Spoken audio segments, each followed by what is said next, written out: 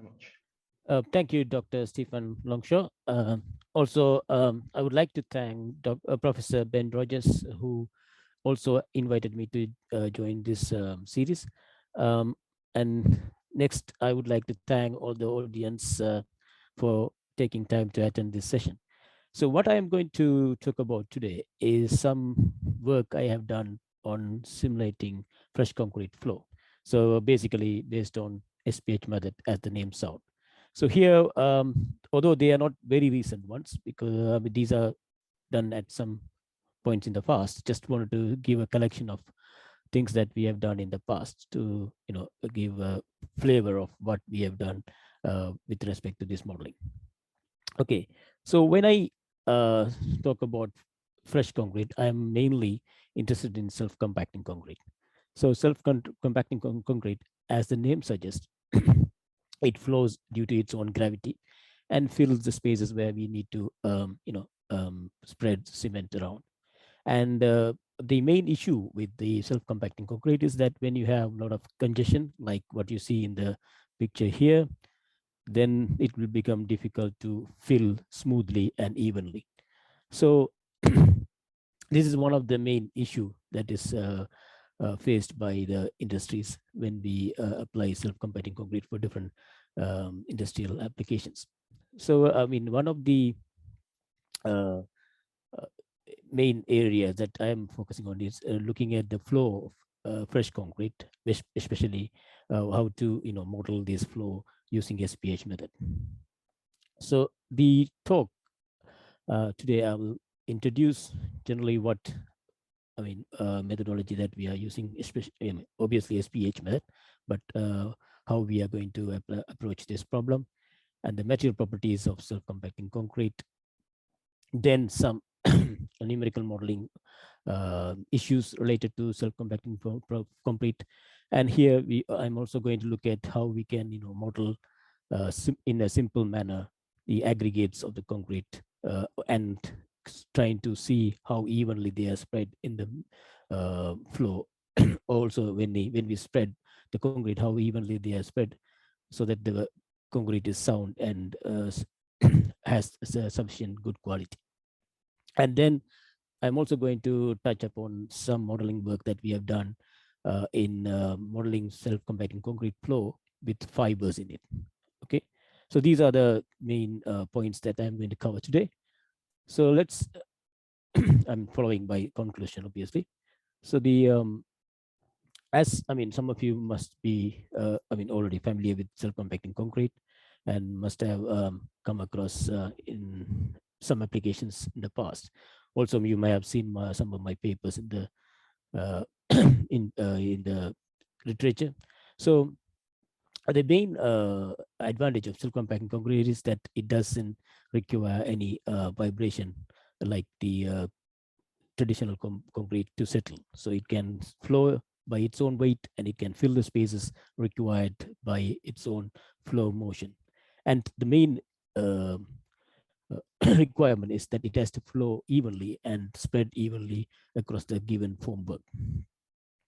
So the for the durability and the soundness of the structure, we need to have a proper flow, and the SSC should be modeled such that it is flowing smoothly and filling this formwork exactly the way that we need it. So the main problem is that when you have reinforcements and other blocks inside the structure where we have to apply or where we have to use self-compacting concrete. So because if the flow is not even and if the properties of the flow is not well maintained, then obviously we are going to get poor structural quality. So how do we design a good mix? So obviously the straightforward way is to do experiments, but repeated experiments cost money. So what we have to do is to simulate it most cost effective way so that we can do these experiments by computer simulation rather than doing it with the real material. So what can this simulation of self-compacting concrete can give us? So obviously the first thing is that how it fills the formwork. So we want to see in which order it fills and how evenly it fills and how long it takes to fill, and then we can decide the solidification time and etc. Sorry. And next is the blocking and passing behavior. So whether the concrete flow can flow smoothly without any blockage or any uneven filling and so on. And then the rheological behavior, because I mean one of the main parameter that decides the flow is the rheology. So rheology has to be estimated, or in a way that we have to be able to tune the rheology to satisfy the required filling process. So that is something that we have to uh, find out by experiment or simulation. And the distribution of the large aggregate, because I mean if you wanted to have a slightly higher strength, we need to include large aggregate inside the concrete mix. So usually, I mean in self-compacting concrete, we try not to use larger aggregate, because otherwise it will lead to segregation and so on. But at least reasonably sized up to 20 millimeter aggregate will be useful when to decide good strength properties. And then fiber distribution. If you wanted to prepare the high performance self-compacting concrete, then fibers can be included in the concrete mix, which will increase the tensile properties and fracture toughness and so on. So that is another important factor that we have to model and see how the predictions can give us some idea about the fiber distribution within the flow of self-compacting concrete. And then fiber orientation. Obviously, depending on the primary mode of loading, the fiber orientation has to favor the primary mode of loading. Otherwise, the structure will not be sound. So these are the things that we can actually predict and use the simulation to understand how the material behave. So in the industry or in the normal laboratory, there are standard tests that is done to test the strength and flow properties of the self-compacting concrete. See, I mean, the main three properties for the fresh concrete is the flowability and passing ability, segregation resistance. So flowability is, as I mentioned earlier, that it has to be a smooth, even flow throughout the formwork. Passing ability is it has to pass through any congested structural reinforcement.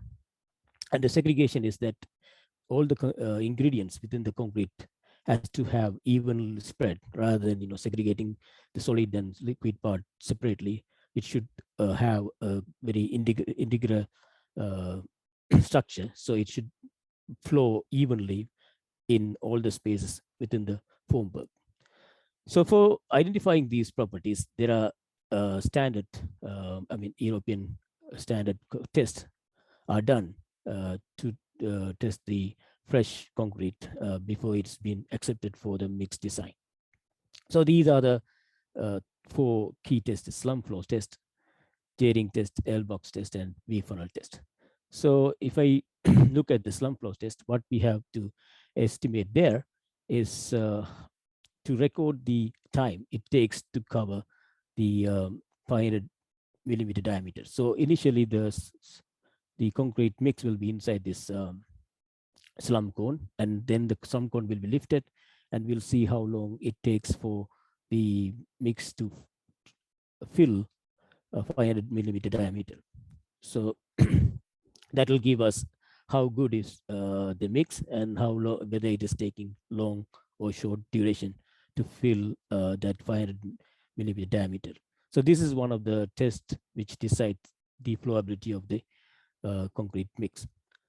And next one is called J-ring test, which is mainly for deciding passing ability, whether it can pass through this type of blocks, which is obstructing the flow of the concrete. So we have a slump cone as before, but we also have a ring, which is called J-ring, and that has these rebars. So these rebars will block the flow and see whether we are able to flow, I mean, the concrete is able to flow through this ring without any significant blockage within these rebars. So this test also, here we are recording the time it takes to travel a 500 millimeter diameter, and that will decide, how good or bad the time. Shorter the time, the better the um, mix flow, and less blockage is better. And the next test is the Lbox test, where we fill this box, the vertical column of this Lbox with the concrete, and then we raise the gate and see how long it takes to reach 200 millimeter from here and 400 millimeter from here. So these two times will tell us how good is flowing ability and passing ability, because there's also rebar here which will block the flow, so that if the time is shorter and less blockage, then it's better. So this will also test the filling ability, which will decide how long it will take the level of from the vertical column. So when you open the gate, the concrete is going to flow through this. So, and we'll see how long it will take to level off or become flat on the top surface. That will give us the time to fill this box, and that decides the filling ability. And another test, which is called V-funnel test, which decides the filling and segregation resistance. So we fill this box with the concrete, and we'll be removing a gate which is at the bottom. At the time taken for completely discharging the filled concrete here will decide how good or bad is the concrete.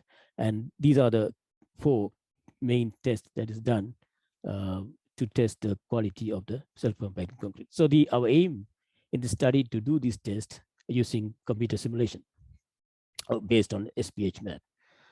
So what is the computational approach that we are going to consider here? So as I have already mentioned, that a 3-dimensional SPH method is what we are going to use.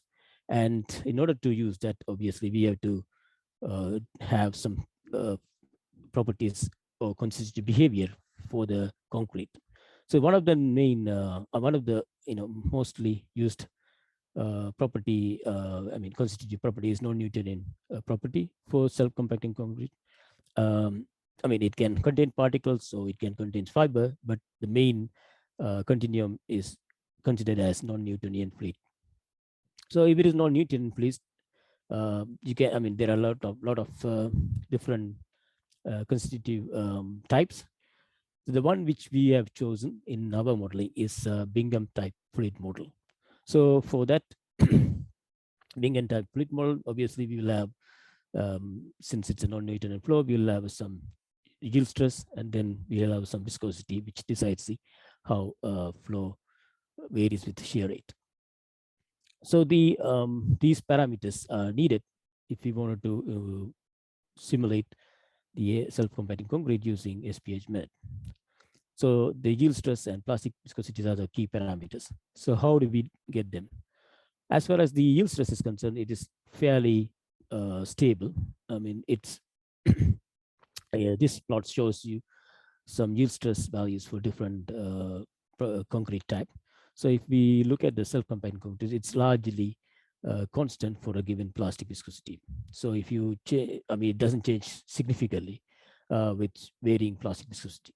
So we can use fairly constant value.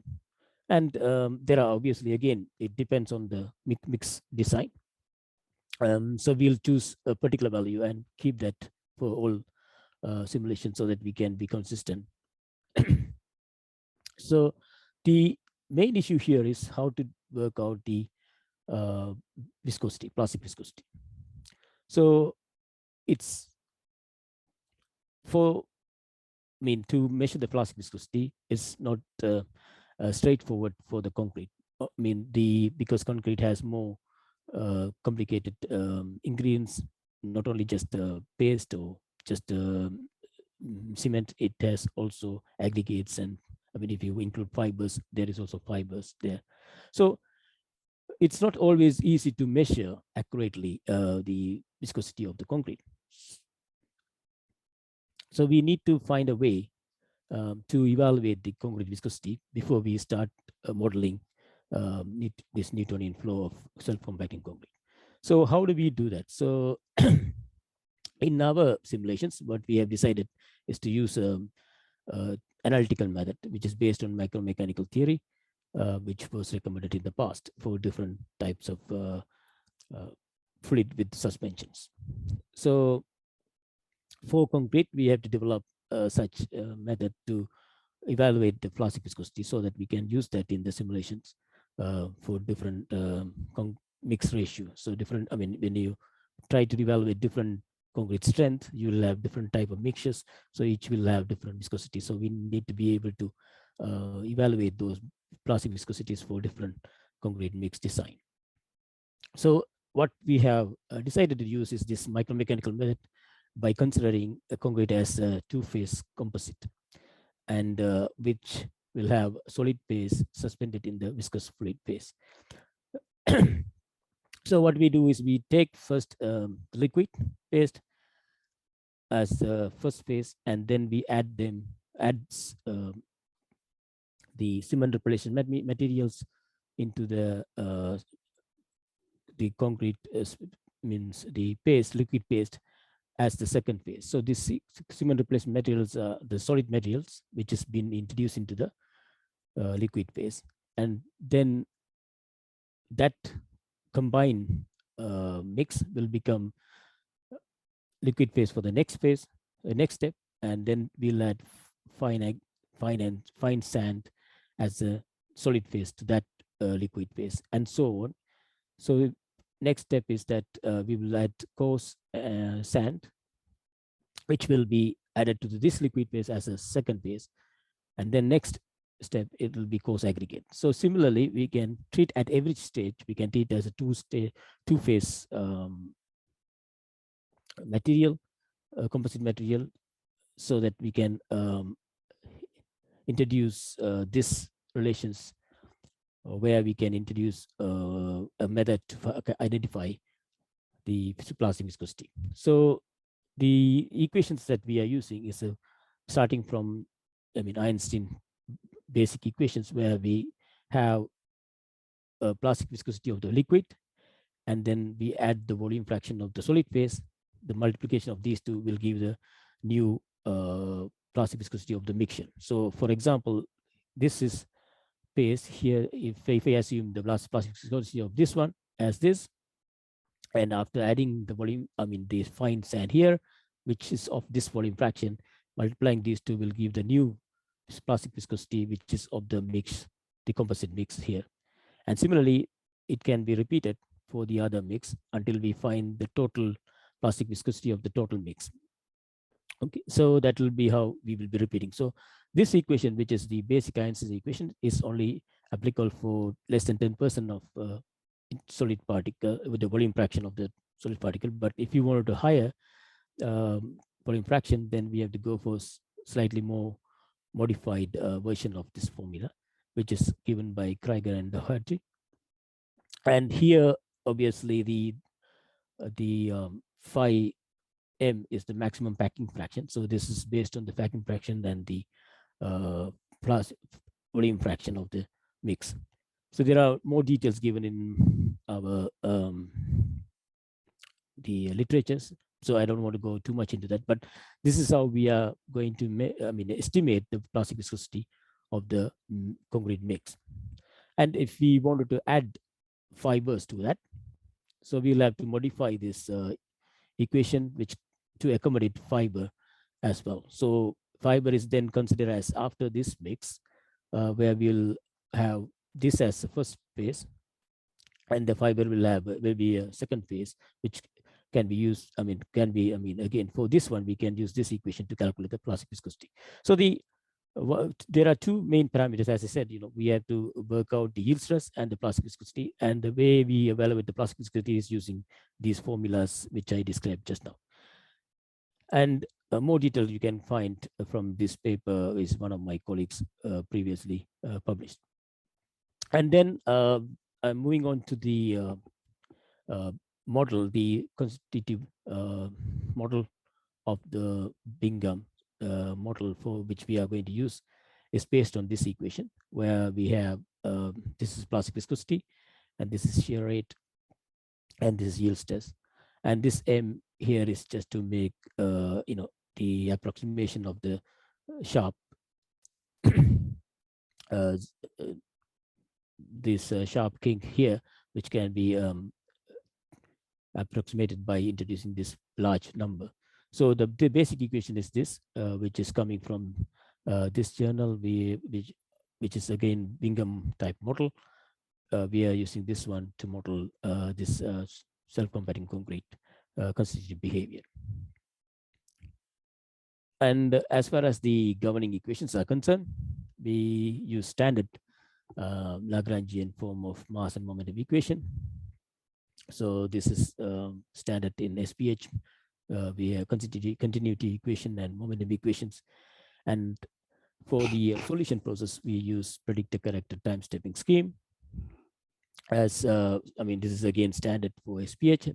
By now, many publications have come, have dealt with this quite in detail.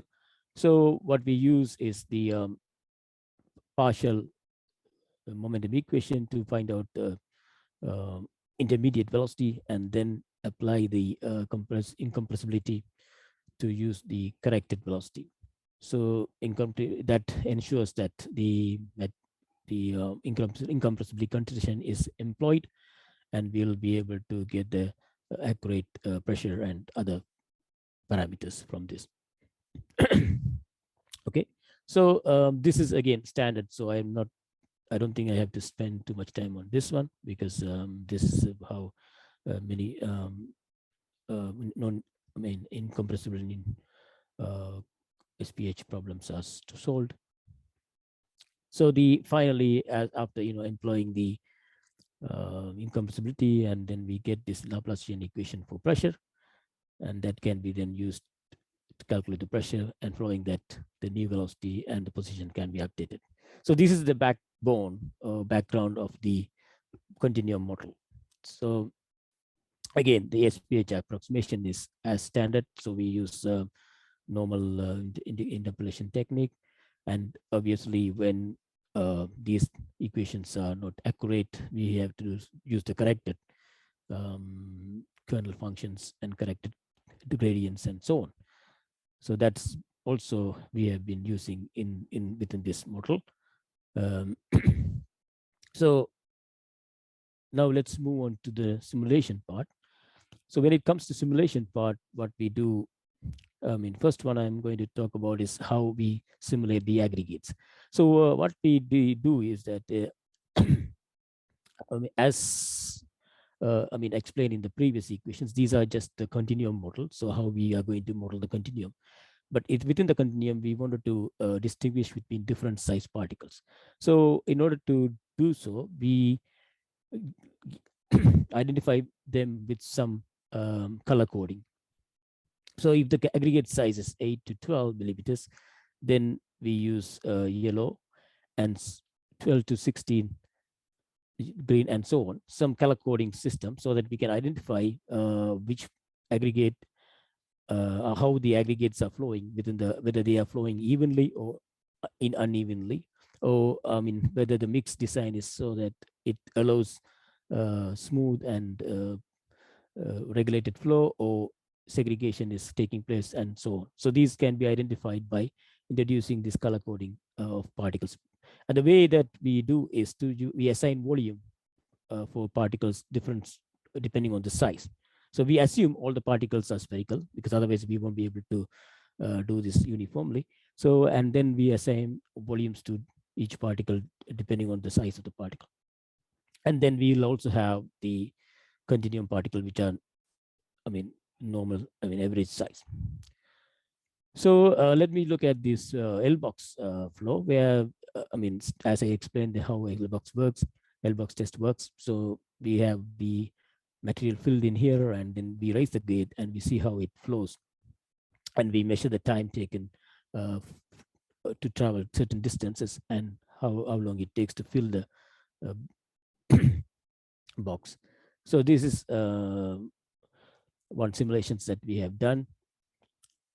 If you look at some literature which we published, there you can find out how we compare the different time and how it compares with the experimental findings.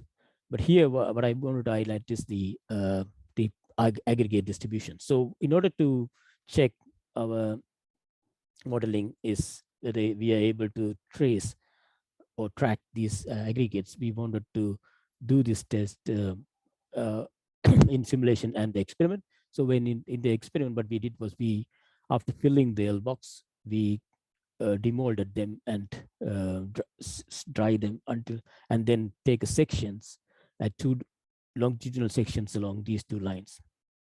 And then we compare that with the simulations for different strengths of concrete. So we obviously different strength means it will have different viscosity.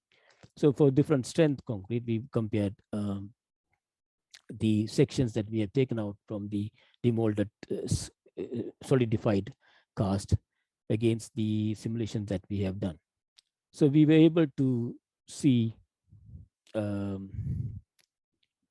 the aggregates are compared to the simulation. So to identify aggregate, what we did was we color coded, we painted the aggregate with the non-soluble paint before we cast this before we did the Lbox experiment.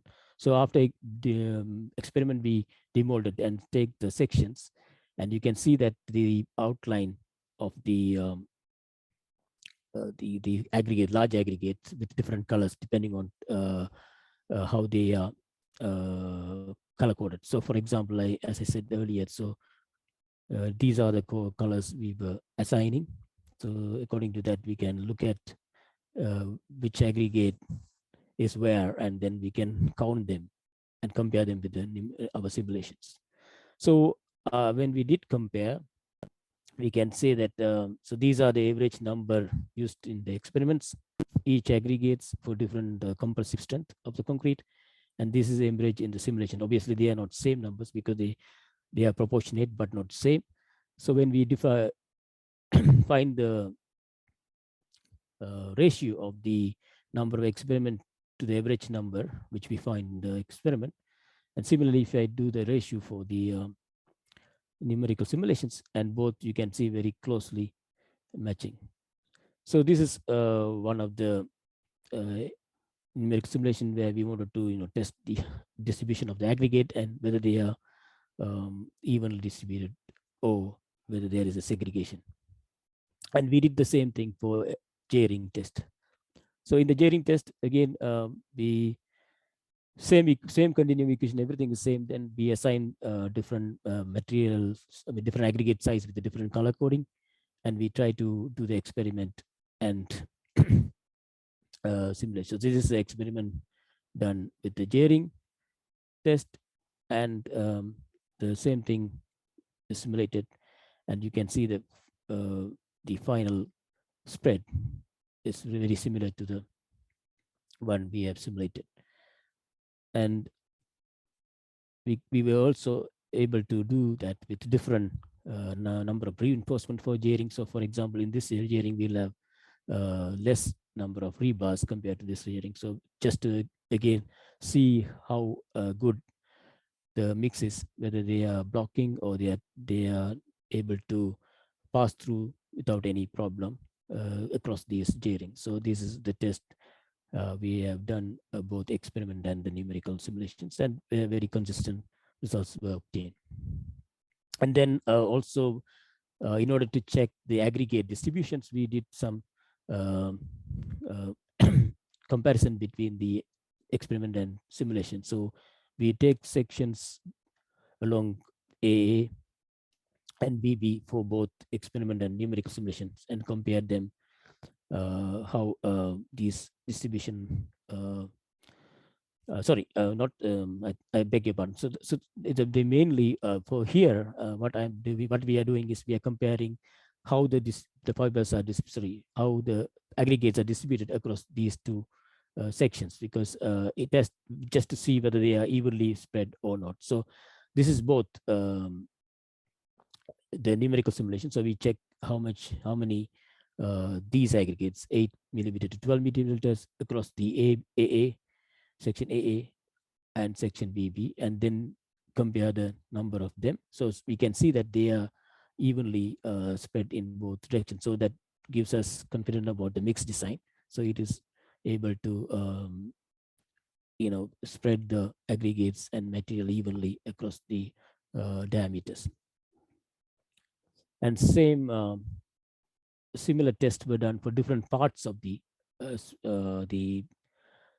spread. So spread, we took different section. One is inside the J-ring, is just outside the J-ring, and then after certain distance from the J-ring. And we check the number of aggregates for each sizes and compare them with the numerical source. And then we can see that in the distribution of the aggregate in both cases are even, I mean, in all the three cases.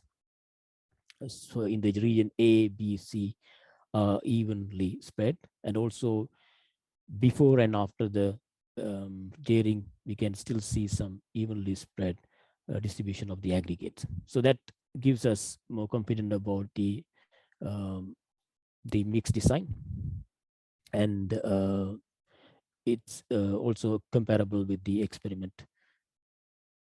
And this is the V-funnel experiment. So what we do V-funnel is, and as I said, we have to find out the discharge time. So this is for the two different strength V-funnel. So as you can see, there is, although it's not very clear from the figure, but from here we can see that different strength concretes gives a different discharge time. So these are the experimentally calculated time taken to empty the V-funnel. And below you see that simulation results. So as you can see, simulation seems to be slightly faster. So it can be due to the type of boundary condition or type of material model. But nevertheless, they are consistently increasing as the strength of the concrete is increasing, because higher the strength, the viscosity is more. So it takes longer time to empty the V funnel. Okay, so these are the simulations as far as the aggregates are concerned.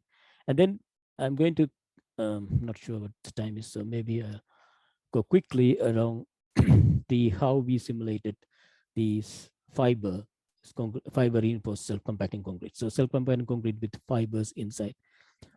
So as I already mentioned, the fiber reinforced concretes are better for high tensile strength and fracture toughness. So if we can find out how to design better mix for the fiber reinforced concrete using the simulations, it will be very suitable for high strength applications.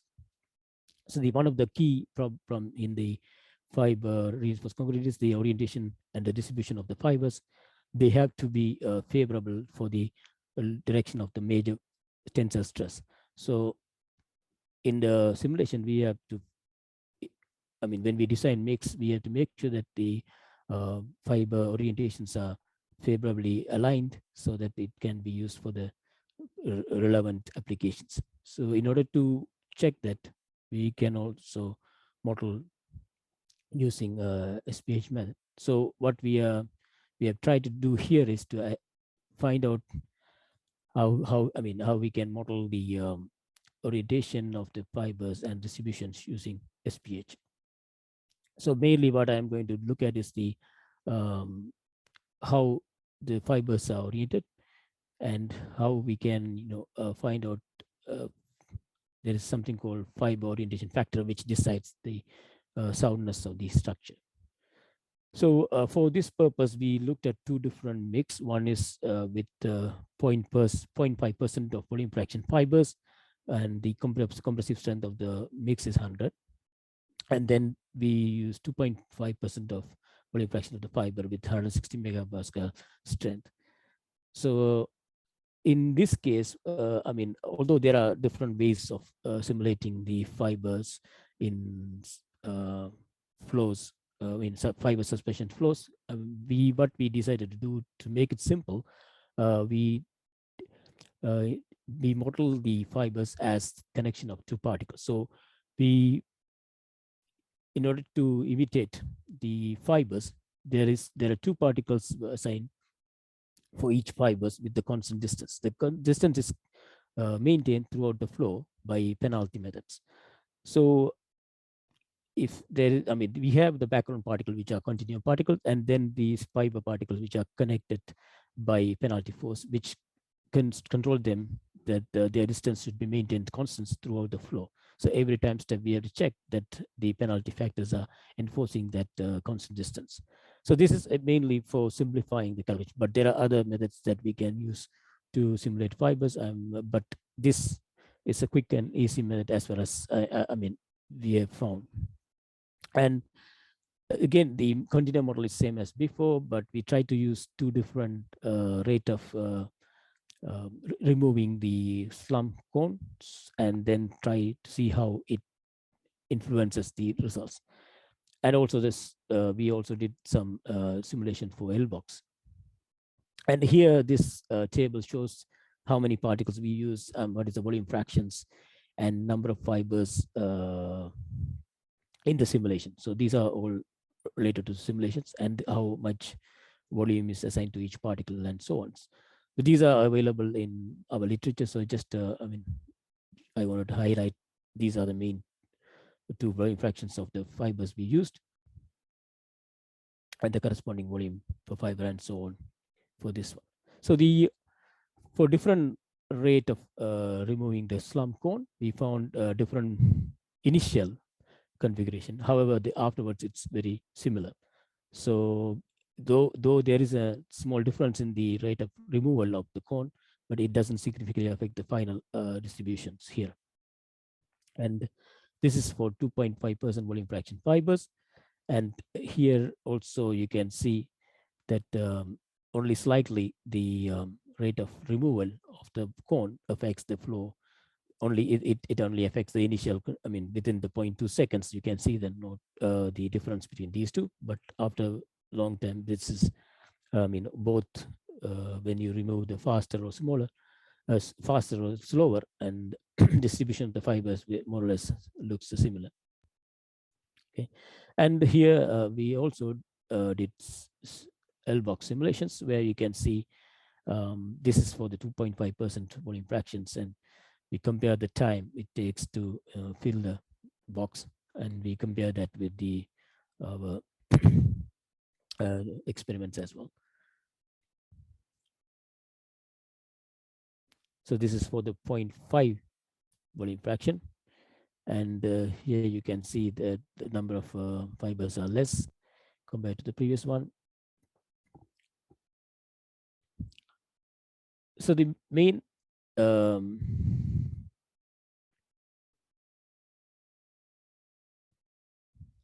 so the if you compare these two, I mean, at the same time, I mean, this is the volume for the volume fraction of 0.5% fibers.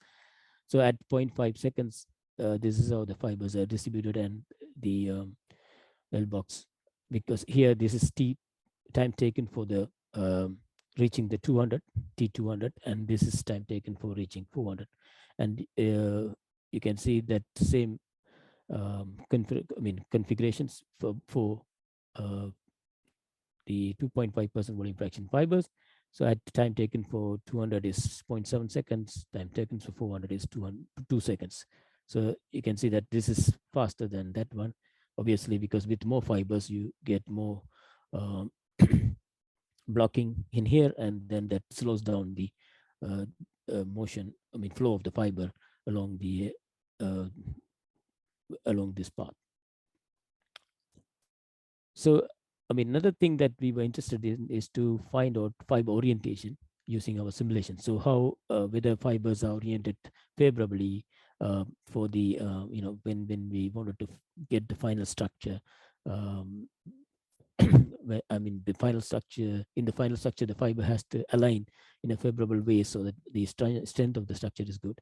So we wanted to test with these same Lbox test and the slump flow test. We wanted to see how the fibers are oriented after the flow. So in order to identify them, then we have to assign some parameters to identify the location of the fibers. So what we did was we measured the angle, uh, this angle of the orientation of the fiber. This angle is given as theta, which is the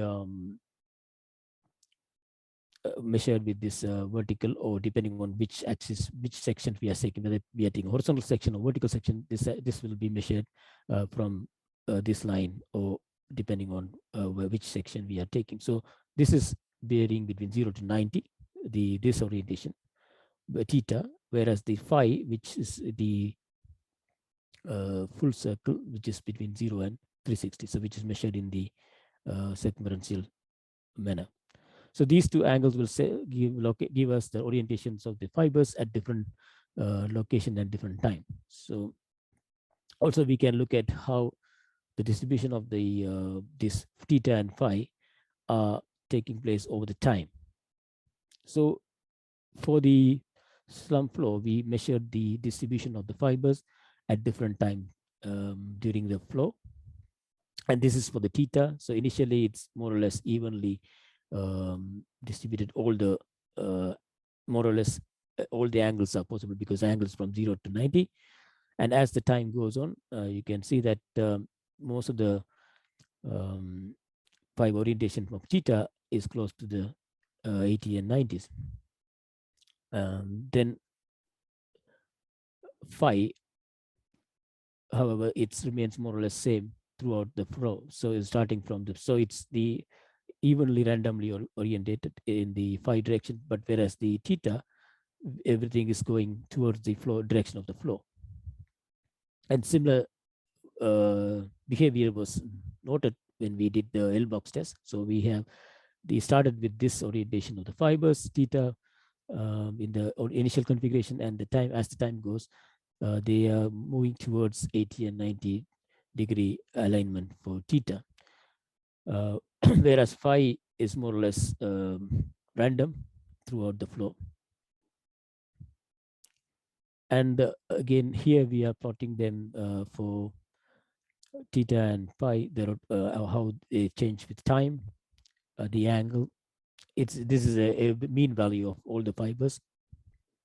So they change. I mean, initially you can see that more or less similar distribution, but as the time goes, the phi, which is red, indicated by red, they are more or less same, but whereas the theta is going to align towards the 80 degrees.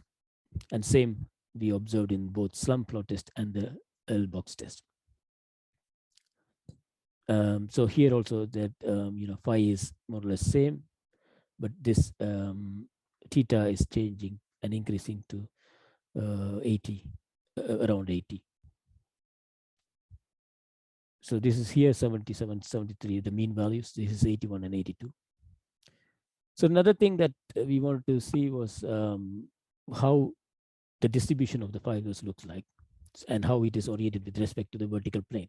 So when we take the vertical cross section, so if you are sectioning a fiber, if it is oriented, aligned perpendicular to the vertical section, it will be giving us this shape. Whereas when it is aligned with an angle, this will give an elliptic shape cross section.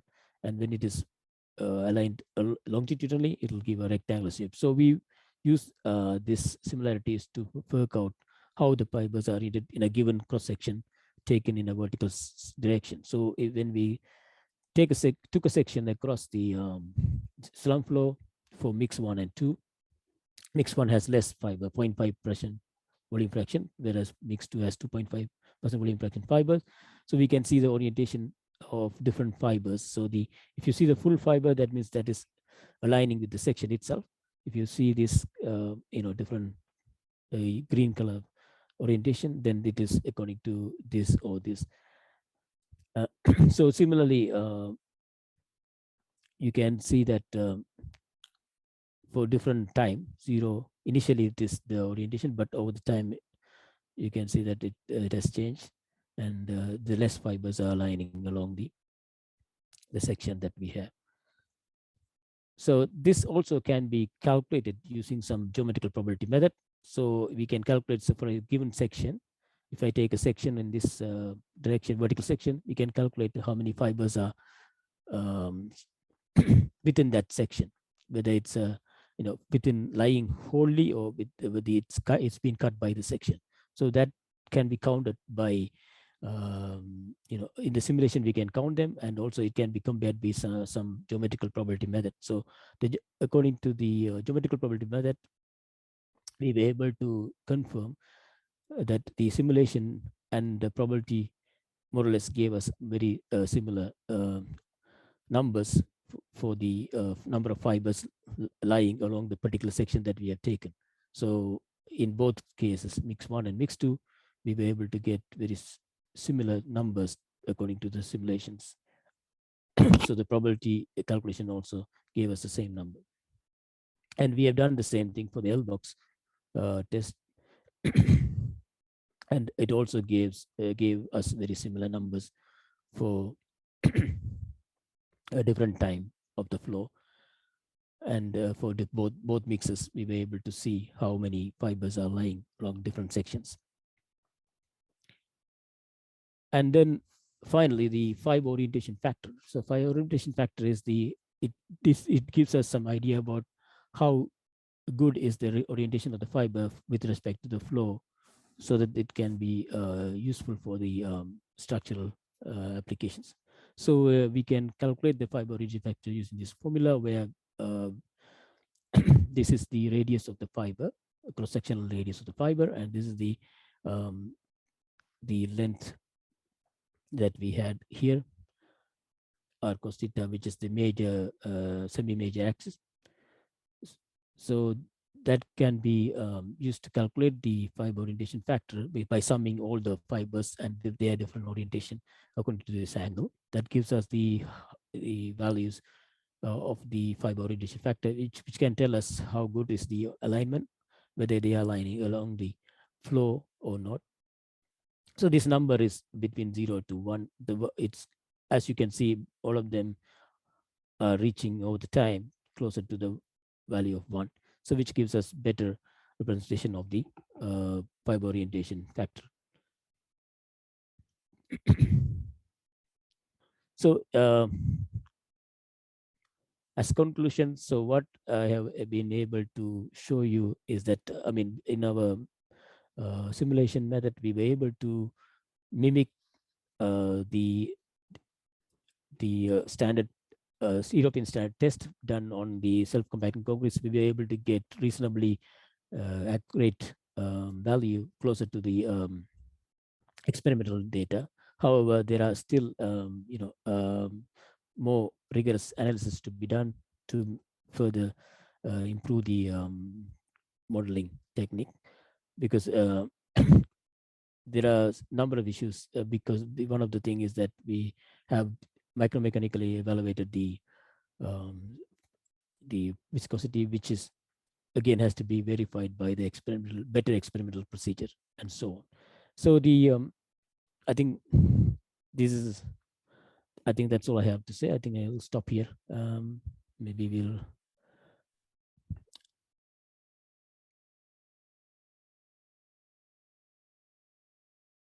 Thank you very much for your time. Yeah. Thank you so much. I think that was a fantastic talk, actually, really interesting. I'm always really excited to see applications of the method against, sort of real world experimental data. That's always really great to see. So I do have a few questions of my own. Mm-hmm. But before I do that, there's already a question in the Q&A. Just a reminder, we do have, over 5 minutes left of today's session. So if there are any questions, please do put them into Q&A or raise your hand and I can let you talk. But the first question is, which program did you use to model concrete? Is it commercial software or did you develop it? So I suppose that's the SPH software. Yeah, that's our own software. We developed it. Yes. Yeah, it's our own SPH model. Okay. In which case, then I'll ask my question, okay, which sort of follows on. So my understanding then from what you've just said is when modeling the inclusions in the aggregate, so mm-hmm, in the case of the first section, sort of the larger sort of aggregate particles, is that the right word? Yeah. And then later on the fibers. You included those in the actual overall SPH model as sort of special case particles. Is that right? Yeah, I mean, this, I mean, let me first explain the aggregate parts. So when we wanted to model the aggregate, what we did was we generate, let's say, given a configuration that we wanted to have a particular geometrical shape. So we fill that with the normal continuum particle, and then we assign a certain particle different colors, but those particles also has different volume associated with them. So when we have the attributed volume for each particle, those particles had larger, depending on the larger or smaller depending on their associated volume. So in terms of it's not a physical particle, it's the volume that associated. Yes. Yeah. Okay. So effectively, though, given the nature of an SPH kernel, effectively your particles are spherical. Yes. Yeah. So do you think there is any benefit? Because obviously the reality is you want a method to be able to estimate what you see in the lab in terms of the flow of the concrete. So do you think there's actually any benefit to being more complicated about this and going to sort of a full, perhaps coupled or multi-physics approach where you use, for example, discrete element modeling coupled with SPH to be able to capture more complex shapes of the aggregate? Or is the spherical approach sort of giving you what you need? Yeah, for this kind of application, because for the concrete type applications, because if we go further complicated model, I'm not 100% sure how much more accuracy will be achieved for a given amount of work that is going to be done, because it's what we wanted, a rough quick idea of what is taking place within the concrete for this particular simulations or the applications. However, if you wanted to go for very small problem, let's say we are talking about nanofluids, things like that, when we have like fibers and things which can affect significantly the shape and size of those things, can affect the results significantly. But here, I think the shape and size, I mean, basically the shape, because size is what we are already accommodating, but the shape is, even if I do multi-scale modeling, I don't think that will significantly change the physics of the simulations. Okay, thank you. So the questions are coming in thick and fast now. We have 3 minutes left of the actual session. So the first is from Ben Rogers, and he says, very nice presentation. Did you conduct any convergence studies using different particle sizes? Not for the aggregates, but we have done the convergence study just for the continuum model itself. So then we decided to use aggregate, but I mean, for the aggregate, we just compared them with the experimental case for the given setup, because we used proportion. I mean, in reality, the number of aggregates are more than what we do because we were just using a proportional model to identify the similarity between the behavior between experiment and the numerical simulations. Okay, thank you. So the second is from Ada Matan. Thanks, very interesting talk. What was the fiber aspect ratio used? Similar with the volume fraction? Do you think high aspect ratio could be the problem? I think that I can't remember the aspect ratio. It should be there in my. Let me see whether I can find the aspect ratio. I thought I had it. Let me.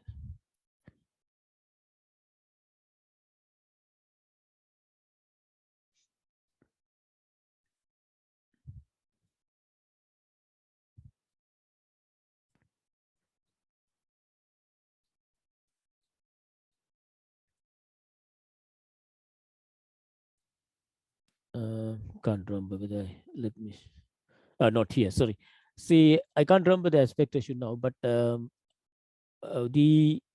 reason that we only did 0.5 and 2.5%, if you have more volume fraction, it will have also problem in this experimental work, because as far as concrete is concerned, if you increase the fiber volume fraction more than let's say, I mean, what we did was we did try 0.5 between 0.5 and 2.5% volume fraction. But if we go further and further up, then it will not satisfy the standard tests that we do. Like, for example, there will be a lot of block in the J-ring test and other tests. So we are limited by the amount of fiber volume fraction that we can use in real life, in fact.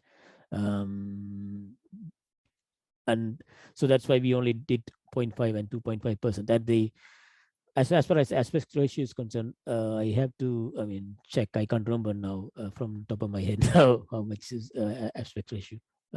Okay. So it's all been recorded.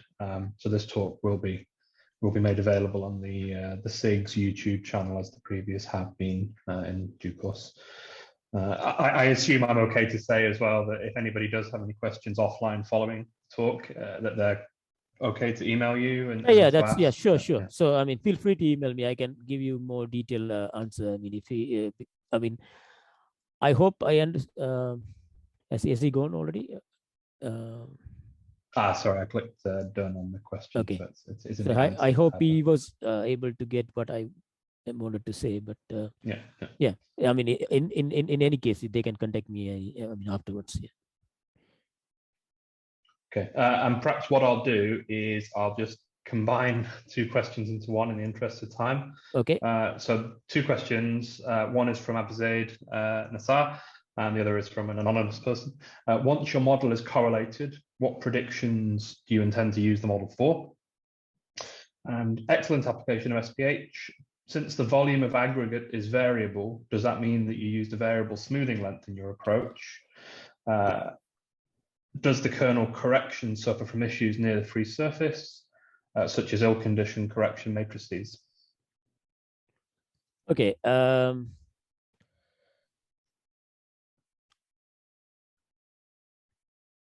main aim of this model, let me try to answer the first question. The main prediction that we want to do is the fiber suspended structure, because they are the very difficult one to experimentally test and do so. So the accuracy of the fiber reinforced concrete model is very important.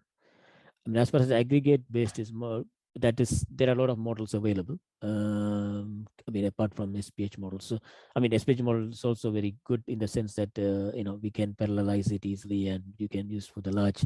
If we look at the larger constructions, then it's easy to model using SPH. So that in that case also, when we wanted to think about the large scale applications, that this will be very suitable.